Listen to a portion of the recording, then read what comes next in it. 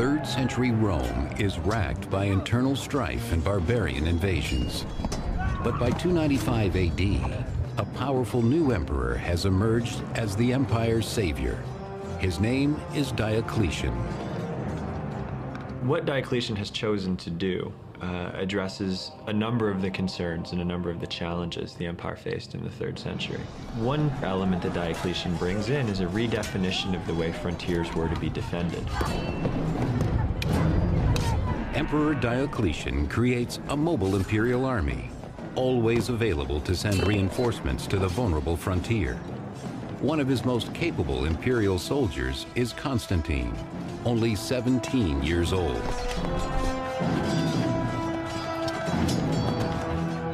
He was a distinguished soldier. That is to say that he was very courageous in battle and that he performed all sorts of feats of daring do.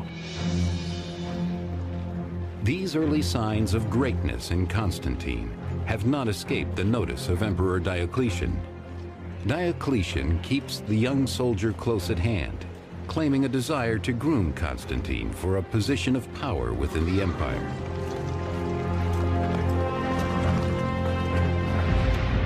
Diocletian's other major reform is to divide the empire between 4 co-emperors, one each in Illyricum and Italy, while Constantine's father rules from Gaul. Diocletian himself governs from Nicomedia in Asia Minor. But Diocletian knows how easily his chosen co-emperors could turn on him. To prevent this, he keeps their sons, including Constantine, in his court, where they are trained as master soldiers under his watchful eye. Constantine was sent off to the court of Diocletian to obtain the proper education for a member of the upper class, a literary education, philosophical education. He learned Greek, which he wouldn't have known, but most important, he had a military education. But Constantine's life in court is anything but comfortable, for as a father figure and an emperor, Diocletian rules with an iron fist. He begins to rule increasingly by issuing a whole series of extremely heavily moralizing edicts, telling people what to do, telling them how to be better citizens, and so forth.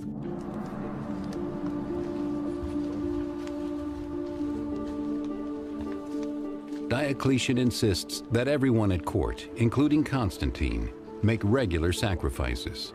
For above all, Diocletian believes unity in the empire comes from appeasing Rome's pagan gods.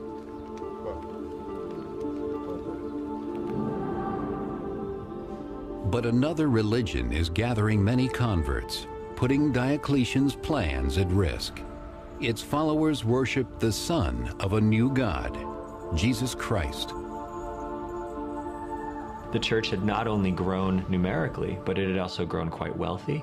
It had come to control large buildings. It was, in many ways, a thriving institution within the Roman Empire. An institution that Diocletian believes is a threat to Rome. He was extremely concerned that the health of the state and the health of Rome itself was tied up with Roman religion, and Christians were a threat to that. Christians who had been tolerated for nearly 40 years were clearly a large percentage of the population in the big cities, and it's clear that there were Christians in the army and there were Christians in the imperial court.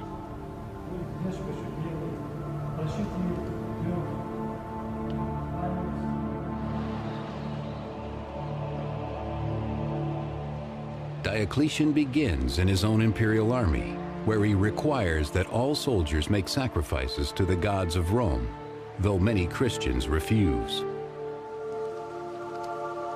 Diocletian believed that anything that interfered with the cultivation of Rome's protecting gods was a genuine threat to the state and could destroy the state from within.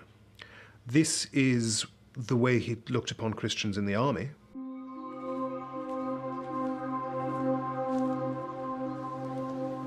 punishment for rejecting the emperor's edict is death, a brutality that Constantine, as a soldier in Diocletian's army, is forced to witness. Constantine grows troubled by the fear and discord born of Diocletian's reforms. It is a discord that will soon spread beyond the army.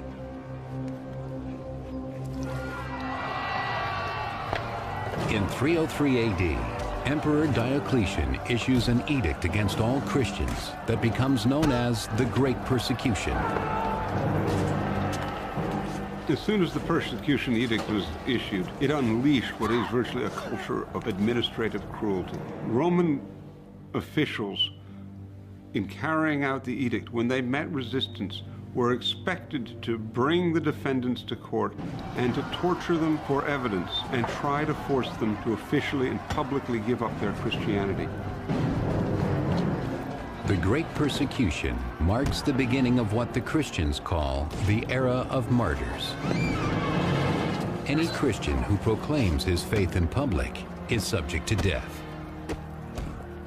In many ways, Diocletian's persecution brought previous persecutions way farther. It's probably the closest Roman emperors came to destroy the entire system. That is probably why so many martyrs commemorated by the Christian Church are said to have suffered for Christ during Diocletian's reign.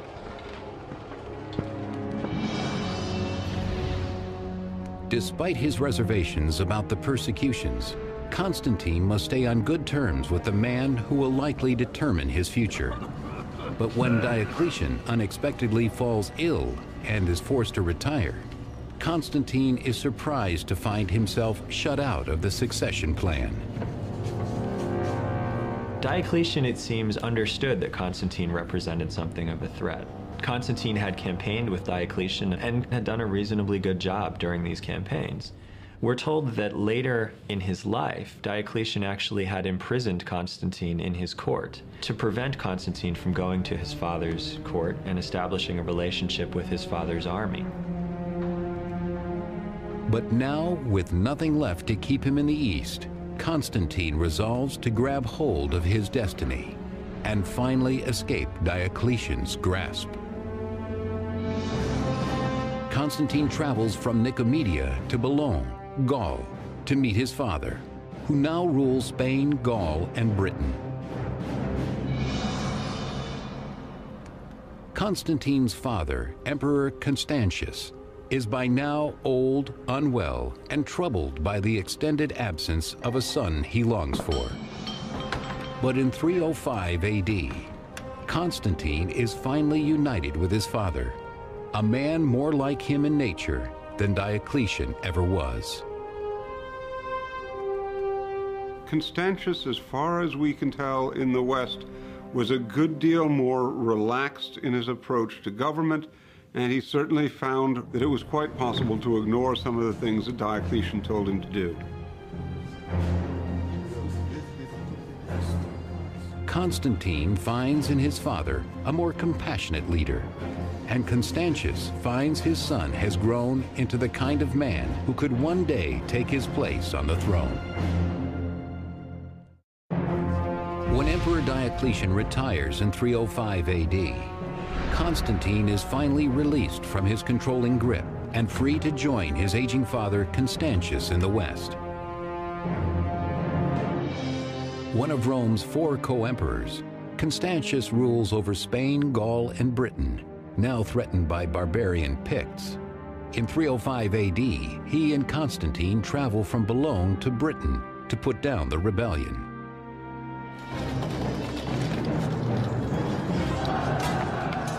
The Picts are a ferocious tribe in present-day Scotland that has long plagued Roman Britain. In battle, these bloodthirsty barbarians present a serious challenge for Constantine and his father. These barbarian neighbors in the 4th century are much better organized than they had been in previous generations. The Roman armies faced far more difficult campaigns in Europe than they previously had. To make matters worse, Emperor Constantius's health is in serious decline.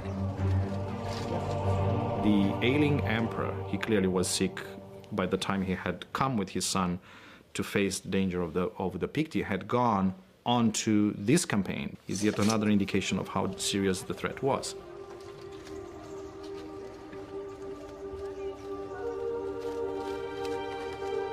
With Constantius's health in question, it is up to Constantine to lead his father's troops and secure their allegiance in battle. When Constantine rejoined his father in the west, Constantius made sure that he began to assume a place in the higher command echelons, that he joined the army on campaign, that the soldiers came to know him, and that he would actually have a natural place within the administration of the Western Empire. This had always been Constantius's hope for him.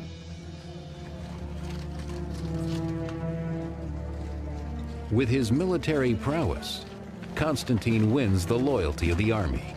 But the victory cannot save his father's life. In the end, Constantine will lose the father he has only just come to know.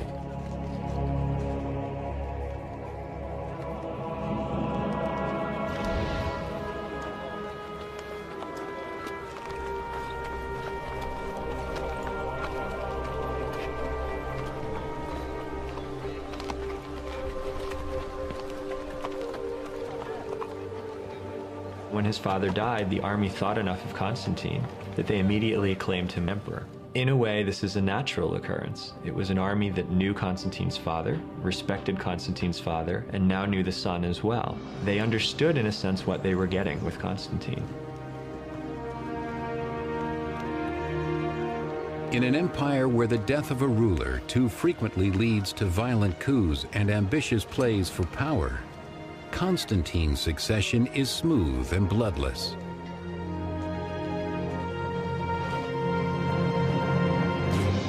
But when barbarian Franks attack Gaul in 306 AD, Constantine faces his first challenge as emperor.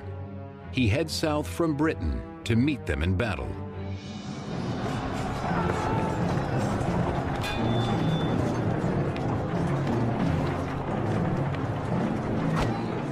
The Franks clearly understood the death of Constantius was an opportunity, and an opportunity that they could take advantage of. Constantine, though, demonstrated a great capacity as a commander and beat back this initial incursion. As a new emperor, Constantine wastes no time proving his worth. The emperor was expected to be in personal command of the army and was very often expected to be in command in the front rank. Constantine seems himself to have been a very capable frontline soldier. He's often seen to be leading cavalry charges in his battle. He's a very able tactician. He is also wise and knows that to establish his power, he must win the trust of the populace as well. The captured Frankish leaders provide the perfect opportunity to do just that.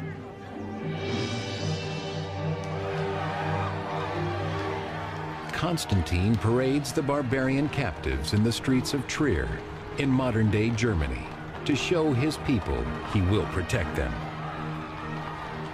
Constantine's well aware that the primary objective of any emperor at this point, if he wants to gain and hold power, is to fight with barbarians. So Constantine does this in grand fashion. Constantine undertakes campaigns against the Franks, and we have evidence that he captured a couple of Frankish kings, whom he then put on display in the arena for the delight of the Gallic masses.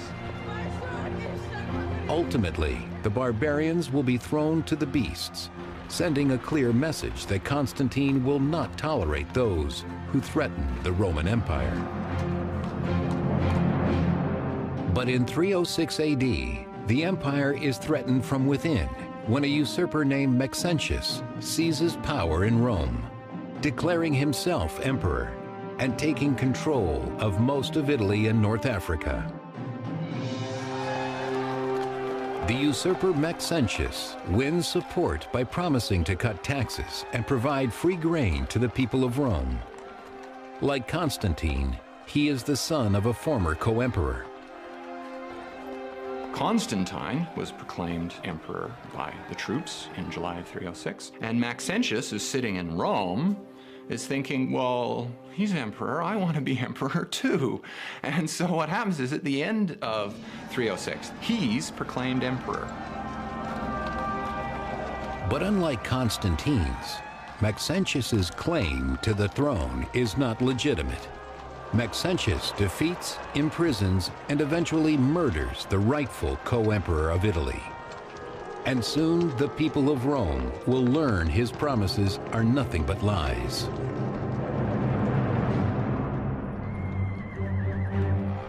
In 311 AD, the Romans revolt when the free grain and tax cuts are only offered to the wealthy. Ordinary citizens must steal what they can to survive. Maxentius is not a popular leader. He was a particularly ruthless leader. He put down revolts very bloodily. There were rumors going around that he was seducing senators' daughters. There were problems with grain supply. He was taxing people, which they'd never been taxed before in Italy. The desperate uprising of Rome's oppressed masses offers an unexpected opportunity for Constantine.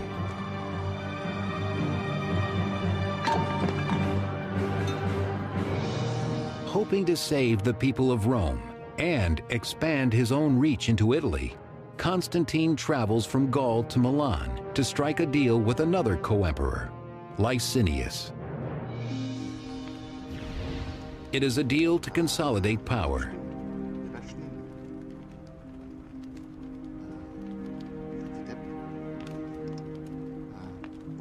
To seal their alliance, Licinius is betrothed to Constantine's sister.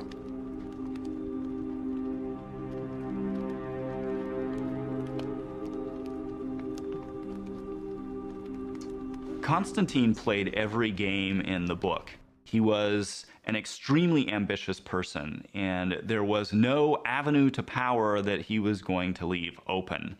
That meant that in his early years, he was willing to do all sorts of manipulations to try to continue to climb the ladder. Together, Licinius and Constantine trick their co-emperors in the East into believing their intentions are only to oust Maxentius. Constantine looks to take advantage of the situation and starts calling Maxentius an illegitimate emperor and a usurper. Constantine and his supporters justify an invasion against Maxentius as a necessary removal of a tyrant from the city of Rome. But once Rome is secure, Constantine and Licinius will set their sights on seizing control of the entire empire. In 306 AD, when the usurper Maxentius seizes power in Rome, Constantine strikes an alliance with his equally ambitious co-emperor Licinius to destroy Maxentius and divide the empire between them. While Licinius is occupied with defending the empire's northern border from barbarian invaders, Constantine marches on Rome, laying siege to the imperial city where Maxentius hides.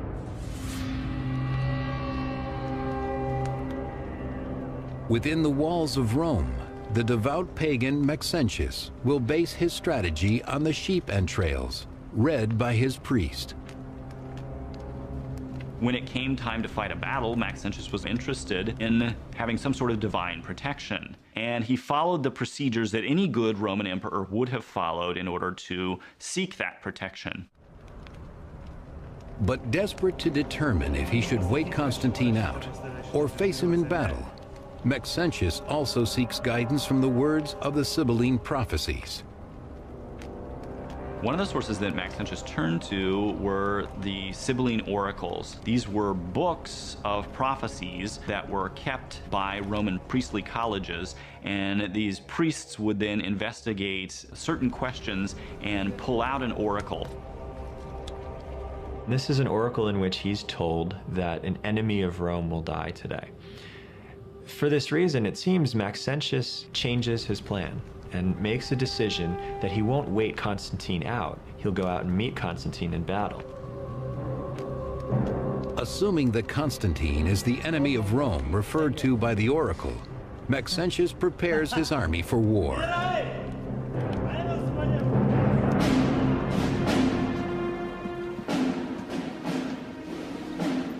Meanwhile, just outside of Rome, Constantine prepares to meet Maxentius on the battlefield. Knowing his troops will be severely outnumbered, Constantine grows uneasy. Constantine began to get very concerned about the strength of his forces. And we're told he prayed that some god would help him and received a vision in response. And this is interpreted by Constantine as a Christian vision. The 4th century historian Eusebius of Caesarea records what is supposed to have happened, as recounted to him by Constantine himself. Around noontime, when the day was already beginning to decline, he saw before him in the sky the sign of a cross of light. He said it was above the sun, and it bore the inscription, "Conquer by this." What he claims to have seen was a symbol that looked like a cross with a sort of P form at the top of it. That is the letters Chi Rho that would have formed the first 2 letters of Christ's name in Greek. And there are some sources that claim that he also heard a voice at the same time that said that he would conquer by this sign. Constantine orders his soldiers to place the Chi Rho on their shields and standards, transforming the Christian symbol from an object of persecution to one of honor. Constantine assumed a new god, or a god that had formerly been rejected, as his divine force, as his victory power. By taking on the Christian god, the god that had been subjected to persecution by former emperors, Constantine was therefore doing something quite revolutionary. With his conversion, Constantine turns his impending battle with the pagan Maxentius into a test of religions. Constantine meets Maxentius at the Milvian Bridge, which, passing over the Tiber River, is the only obstacle between Constantine and an open road to Rome.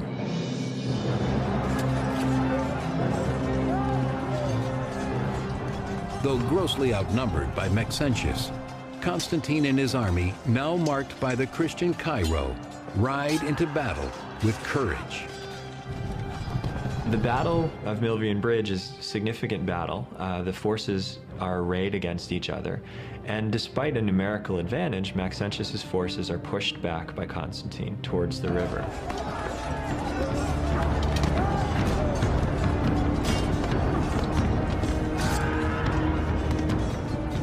It is at the banks of the Tiber that Maxentius's fate is sealed. Constantine forced Maxentius to give battle with the Tiber at his back.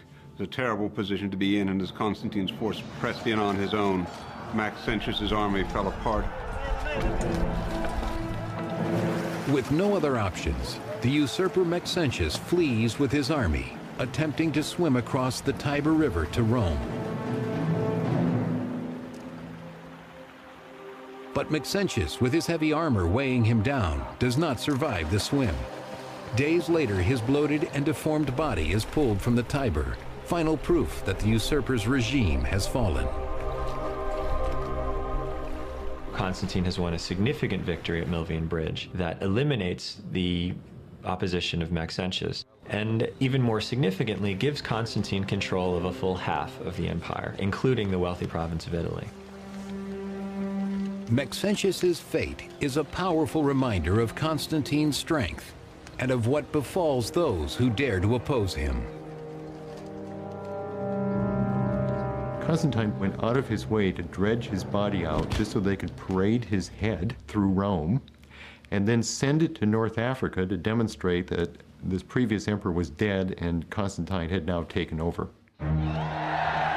His victory over Maxentius also proves to Constantine that the Christian God is more powerful than the pagan gods of his enemy.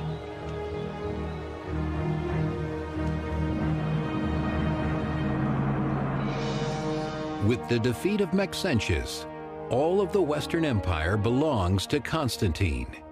As agreed, he leaves the East for Licinius to take.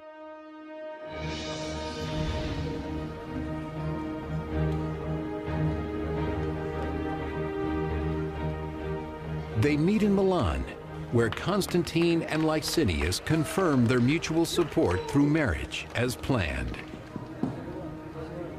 Constantine decides to bind himself to Licinius, or bind Licinius to his cause. He takes one of his half-sisters, Constantia, and marries her to Licinius, who recognizes that this is the natural way of making an alliance.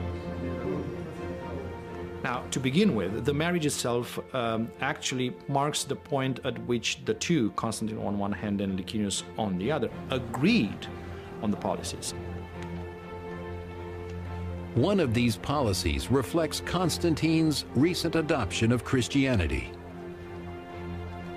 The two emperors consulted on how they would carve up power between them, and one element in this decision was to extend toleration for Christianity throughout the whole empire. Licinius was not a Christian himself, although he agreed with Constantine to stop persecution throughout the empire. For now, such agreements come easily, but an alliance born of ambition is fragile, and Constantine must recognize that his sole co-emperor is also his greatest rival. After forming an alliance with Emperor Licinius, Constantine defeats the usurper Maxentius in Italy. Now convinced that the Christian God granted this victory, Constantine is determined to show his appreciation.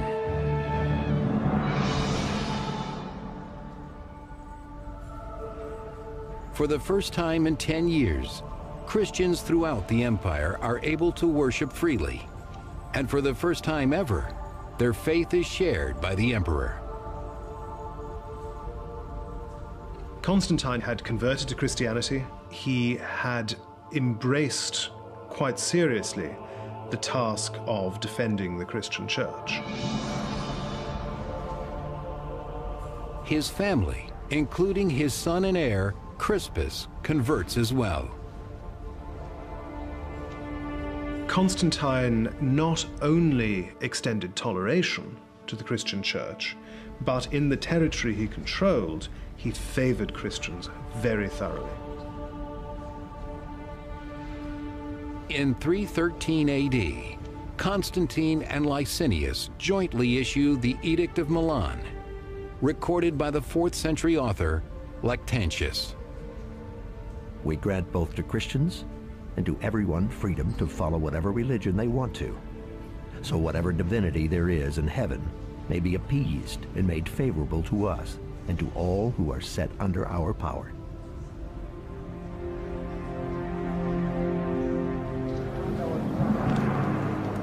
But in the years that follow, Constantine's relationship with Licinius deteriorates.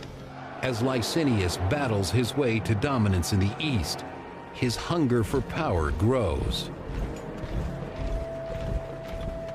So Licinius goes off and does his own thing, as it were, in the East, but Constantine doesn't trust him, and there are growing tensions between the two. After 9 years of shared rule, both emperors covet control over the entire empire. It is a rivalry that will quickly drive Rome towards civil war. In the East, Christians soon bear the brunt of the growing conflict. As supporters of the Christian Emperor Constantine, they are now Licinius's greatest threat. They pay a heavy price.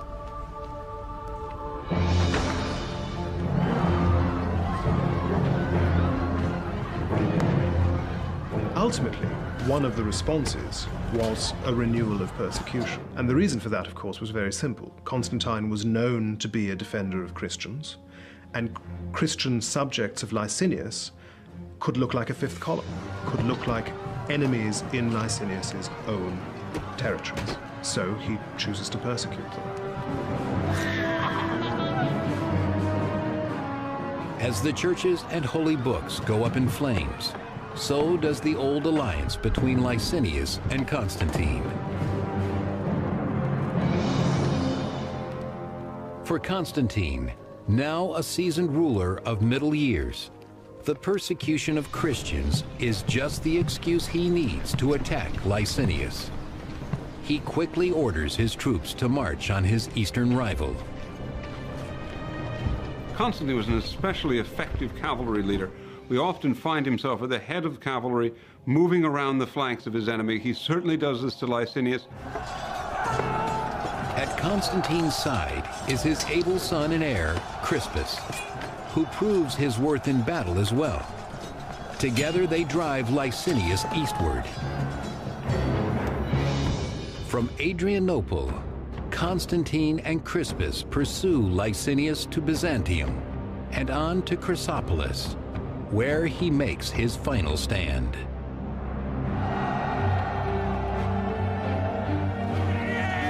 There, in 324 AD, with the entire empire at stake, Constantine and Crispus face Licinius side by side. Crispus inherited his father's ability on the battlefield. Crispus was another military genius. Without Crispus's help, the success against Licinius may never have happened. Constantine and Crispus annihilate Licinius's army, fighting once more under the banner of the Christian God. The Battle of Chrysopolis was really over before it began. Constantine was able to bring his own troops into the territory of Licinius without any kind of effective resistance. His own army had been victorious now easily in several battles. Licinius's own confidence seems to have been minimal. And in the final battle, their victory wins Constantine's sole rulership of the entire empire. Eusebius, Bishop of Caesarea. The eastern regions were united with those of the west, and the whole body of the Roman Empire was graced by a single and supreme ruler. Imprisoned in Nicomedia, Licinius will face a brutal punishment. The only witness is his beloved wife, the sister of Constantine. His relationship with Licinius is interesting. Licinius is technically, remember, his brother-in-law. Licinius's wife pleads for mercy for her husband. For a while, Constantine seems to grant that sort of clemency. They share a meal. Licinius is sent into exile. Then he's executed. Despite his wife's pleas, Licinius's execution is swift and bloody, making clear that Constantine shows no mercy, even to members of his family.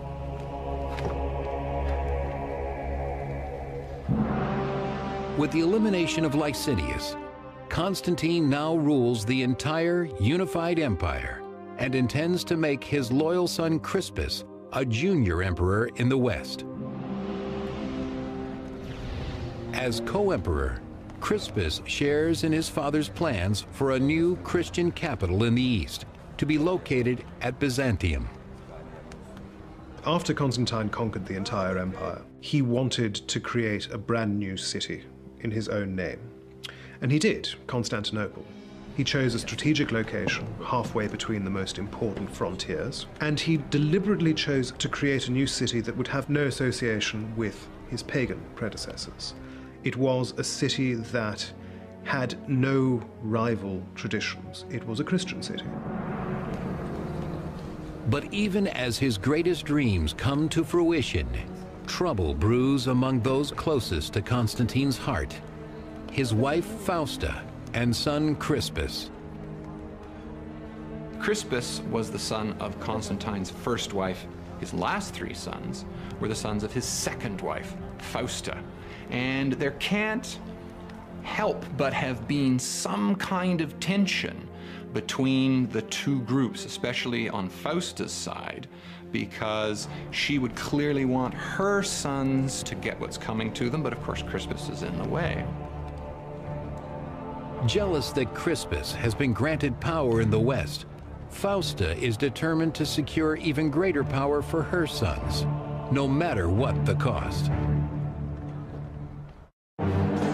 With his son Crispus, Constantine defeats his last rival, Licinius, and finally unites the empire under his new Christian faith. But Constantine's unity is soon threatened as riots break out over religious differences within the Christian church.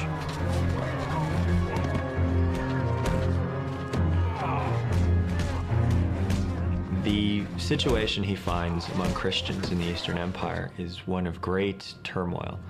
There's a controversy raging about the nature of Christ that is also tied up with the question of who ought to have authority in the Eastern Church. Rival bishops incite mob attacks against other Christians with opposing beliefs. It is a violence not seen since the days of persecution over 20 years earlier.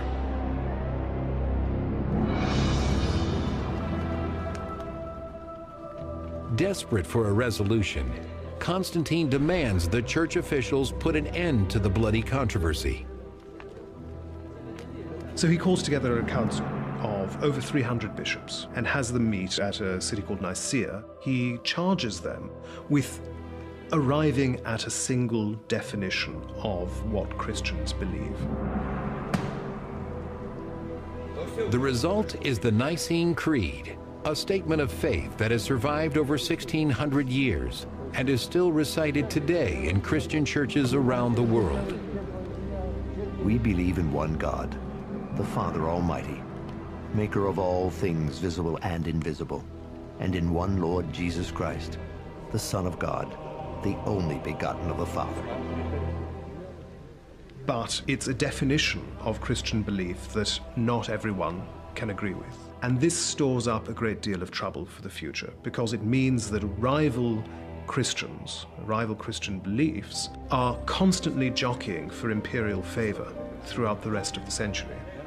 And it means that emperors are regularly distracted from other business of government by trying to manage the rivalries among different Christians and different Christian bishops.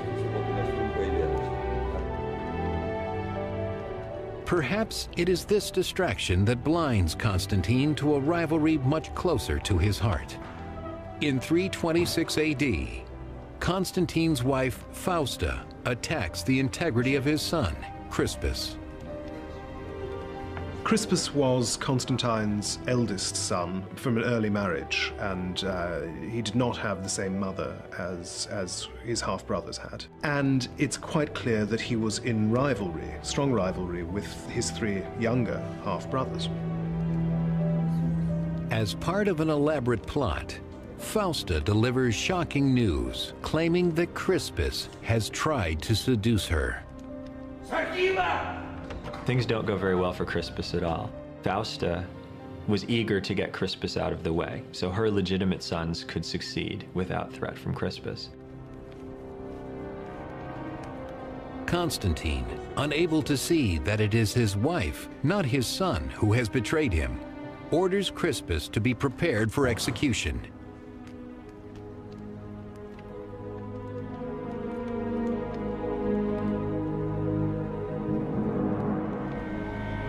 Imprisoned in distant Pola, modern-day Croatia, Crispus insists on his innocence. Though his cries fall on deaf ears, he has an advocate in Constantine's court. Constantine received advice from his own mother, Helena, that perhaps it was Fausta herself who had engineered this little plot, had pretended to be violated or to have been set upon by Crispus in order that she, Fausta, could promote the interests of her own sons. Constantine had certainly acted too hastily and was aware of that. Fausta pays for her treachery with her life. But Constantine's realization comes too late for Crispus. The prison guards have already received their orders to execute the royal son. What exactly happened, we don't know.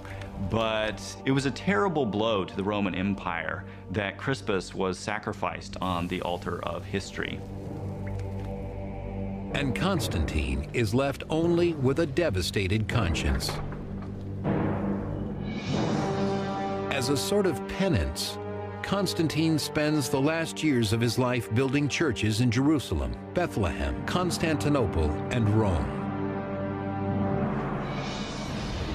Among the most magnificent of these churches is one built on the site thought to be St. Peter's tomb in Rome, a place of pilgrimage for Christians to this day.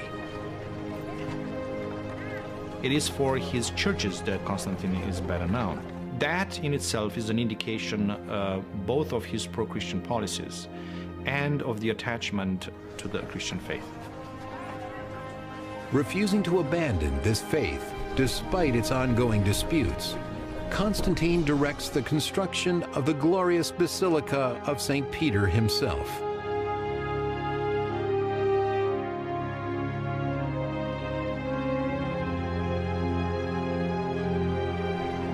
It's an extraordinary explosion of architecture in a way that did not exist before in the Roman Empire. And the variety of plans could be explained both by the variety of architects that Constantine involved in this, and most likely by his own ideas. He was involved in almost every project there, and he was a man that actually had his own ideas about what's going on.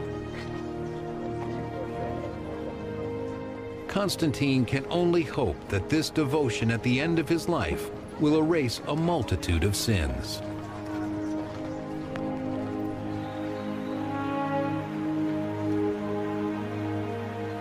For Constantine knows that his day of reckoning is not far off. Old and unwell, he finally requests baptism in 337 AD. It would make sense for Constantine to delay his baptism because emperors had a dangerous and dirty job. Sometimes they had to do difficult and sinful things as a consequence of their job. To delay baptism until the end of one's life made some sense. Those dangerous and dirty and sinful things that one had to do could be washed away before you die. Haunted by these sins, Constantine wants nothing more than to die with a clean conscience, purified by the waters of baptism. By the end of his life, Constantine is something of a sort of living visionary who, at the point when he's baptized, wanted to take off his imperial robes and live ever thereafter as a sort of priest. At the end of his life, Constantine finally finds peace in the faith he wrote about throughout his life. I know that I am in the true sense blessed, that now I have been shown worthy of immortal life, that now I have received divine light. Constantine dies in May of 337 AD, after more than 30 years of rule.